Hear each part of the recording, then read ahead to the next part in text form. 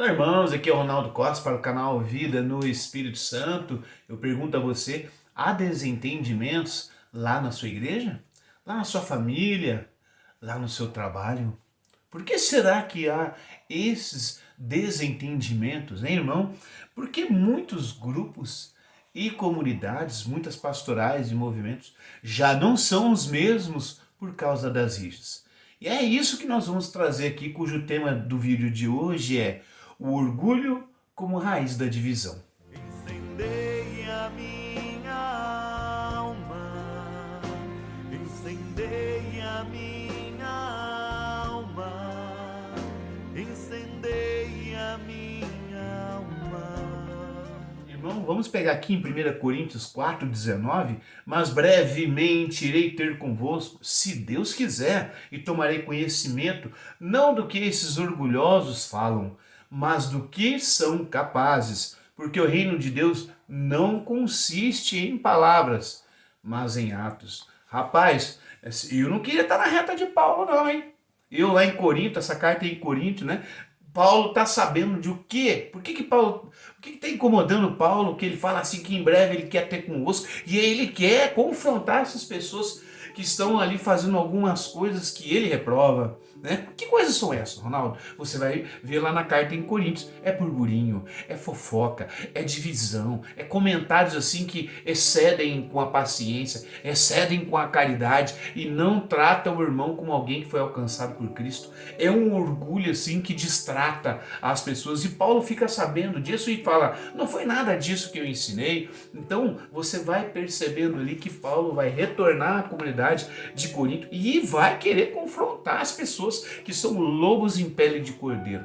E isso é o que deve fazer o pastor. O pastor, ele zela pela união da comunidade, ele zela pela unidade do Espírito. O pastor faz, para fazer isso, ele precisa identificar o espírito da divisão, ele precisa perceber nas pessoas através de muita oração, e é por isso que ele se torna pastor, por isso que ele se torna padre, bispo, para perceber a raiz da divisão e ali combater o espírito demoníaco que divide uma comunidade. E é isso que Paulo está vindo fazer em Corinto, né?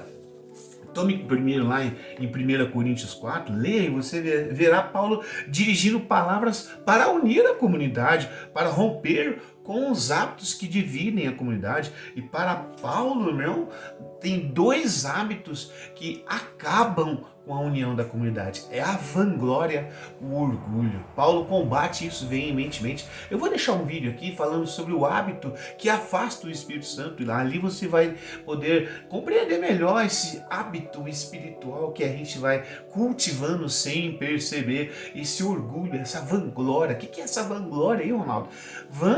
Glória, aquela pessoa que pensa que a glória é dele. Então, quando acontece um carisma, quando acontece uma manifestação do Espírito Santo, é do Espírito Santo que derrama sobre nós. Aí a pessoa que é usada como instrumento pensa que é dele a glória, mas não é. É para glorificar o nome de Cristo, é para agir em nome de Cristo. Nós somos os instrumentos, mas quando a coisa toma um sentido oposto àquilo que a palavra de Deus vem nos dizer, que os carismas são manifestações do Espírito Santo, eis então que o diabo encontra um espaço ali no coração das pessoas, e aquele uso do carismas, em vez de nos fazer voltar para Deus, faz com que aquele que se torna instrumento acaba por pegar essa glória de Deus e pensar que é dele, e por causa disso ele vai ficando orgulhoso, vai ficando pomposo, e o coração dele, e o pior de tudo isso, vai ficando ausente da caridade. Quer saber melhor sobre essas coisas? Quer ver como é que isso funciona na sua vida normal? Eu vou deixar um vídeo aqui, a caridade, ela que é a mãe, ela que intermedia todos os carismas. Sem caridade, nós nos perdemos pelo caminho, meu irmão. Olha só, como Paulo não está falando com homens que buscam a vida sobrenatural.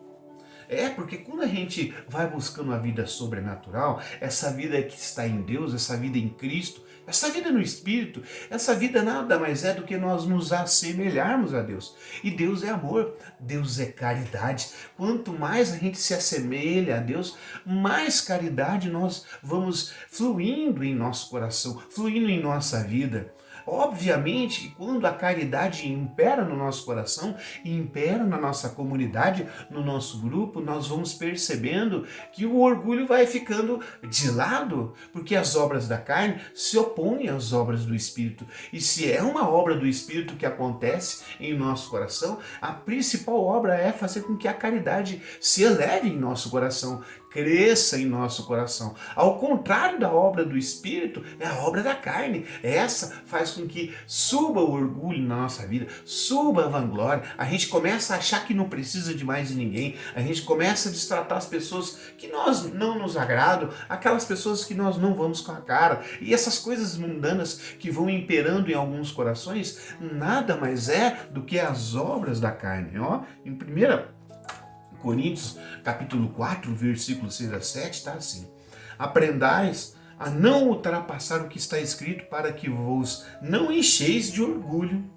tomando partido a favor de um e com prejuízo de outros. O que há de superior em ti? O que é que possuís que não tenhas recebido? E se recebesses, por que te glorias como se tivesse recebido? Aqui Paulo está nada mais falando de que toda a ação sobrenatural que vem sobre nós não é nossa. Então não há por que você se vangloriar. O que é que você recebeu? O que é que você manifesta que você não recebeu? E se você recebeu, por que te glorias? Paulo está confrontando o orgulhoso. Aquele cara que pensa, não, eu tenho o dom dos milagres, então, peraí, você que tem esse dom das línguas, você ainda é filhotão, tá? Me escuta. Fica em silêncio, você não deveria nem estar falando. Essas manifestações que não acontecia só lá em Corinto, não é verdade? Vai me dizer que não acontece também nas realidades onde a gente se encontra. Com certeza acontece. Aquele olhar de arrogância para aquele que está começando, aquele olhar de reprovação para aquele que está começando e emite uma opinião. Quantas vezes nós temos esse orgulho? Aí eu lhe pergunto, Jesus, ele tinha uma humildade tamanha que todo aquele que vinha ao encontro dele, de modo algum ele lança fora. Assim está lá no início do Evangelho de João. A humildade de Jesus, apesar de ser Deus na forma humana, ele não desprezava as pessoas. Ao contrário, você percebia ele indo aos encontros dos mais excluídos, dos mais miseráveis, daqueles que eram colocados do lado de fora da sociedade. Eis a humildade de Jesus. Ele até fala, aprendei de mim que sou manso e humilde de coração. Então, é assim que, nessa humildade, que Paulo vem dizer, através dessa manifestação dos carismas, que a caridade não pode sair do nosso coração, porque senão, ao invés de manifestar a pessoa de Jesus, nós vamos manifestar essas obras da carne, que são tristes de ver e que separam muita gente, e que faz rixa acontecer, e que faz tantas coisas ruins vir ao nosso encontro, né? Não é à toa, meu irmão, que nós vamos ver lá em 1 Coríntios, capítulo 3, versículo de 1 a 3. A vós, irmãos, não vos pude falar como a homens espirituais, mas como a carnais. Com efeito, enquanto houver entre vós ciúmes e contendas, não será porque sois carnais e procedeis de um modo totalmente humano? Tá vendo? Aqui Paulo está dizendo para aquela comunidade de Corinto que foi rica na manifestação de carismas. Ali tinha toda sorte de carisma, milagres, curas, profecias, todos os carismas que você pode encontrar lá no capítulo 12. Mas faltava para aquela comunidade a caridade. E a caridade, irmão, é uma virtude sobrenatural que o Espírito Santo infunde à medida com que a gente vai se tornando espiritual. Como é que eu me torno espiritual, Ronaldo? É buscando Deus na sua oração, buscando Deus na palavra de Deus, é sendo fiel à missa, é buscando encontrar-se com Deus na sua oração diária. Assim Deus vai se revelando a você e o amor dele vai sendo infundido em você. É como você que chega perto do fogo, você se aquece. E quando você vai chegando perto de Deus, você ama. E ao essa vida espiritual de Deus vir sobre o seu coração, essa vida carnal, que é a vida do orgulho, que é a vida da vanglória, que é a vida das contendas, que é a vida da fofoca, ela vai morrendo em você. Então é aqui que Paulo está dizendo, eu não pude dizer como homens carnais, homens espirituais, eu tive de dizer homens carnais, porque olha só, e essa ciumeira, e essa contenda, e essas brigas, e essas fofocas, será que isso não é um modo de proceder que vem de Deus? Com certeza não, né, irmãos? Esses hábitos de orgulho denotam que a busca dos coríntios não era a busca da vida sobrenatural, e por isso, lá na frente, o capítulo 12, 14, veremos a desordem no uso dos carismas. Homens carnais usam os carismas para se promover, né? Aqui que a gente começa Paulo dizendo que tem um problema na comunidade. Está tendo muito ciúme, está tendo muita fofoca. E não, olha, eu estou indo aí para resolver isso. E lá na frente, Paulo também vai dizendo que pessoas assim não promovem o bom uso dos carismas. Pelo contrário, desordena tudo, né? Lá tem um versículo nesses capítulos que vai dizer assim: Deus não é um Deus de desordem, é um Deus de paz. Como faltava àqueles coríntios a caridade. Não à toa, Paulo escreve aquele capítulo 13, que todos nós sabemos, vai falar o que é o amor, não é verdade? Homens espirituais usam os dons e carismas para se desenvolver na virtude sobrenatural da caridade.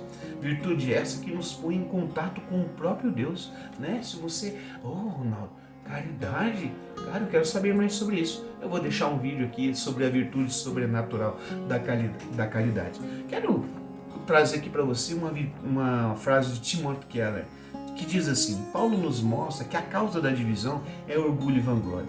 Esse é o motivo dos desentendimentos, da falta de paz no mundo e das inimizades entre as pessoas.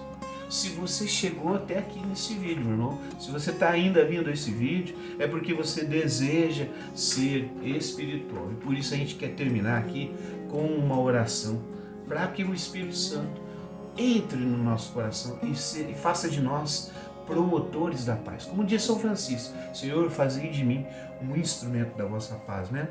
Espírito Santo Consolador, aperfeiçoai em nós a obra começada por Jesus.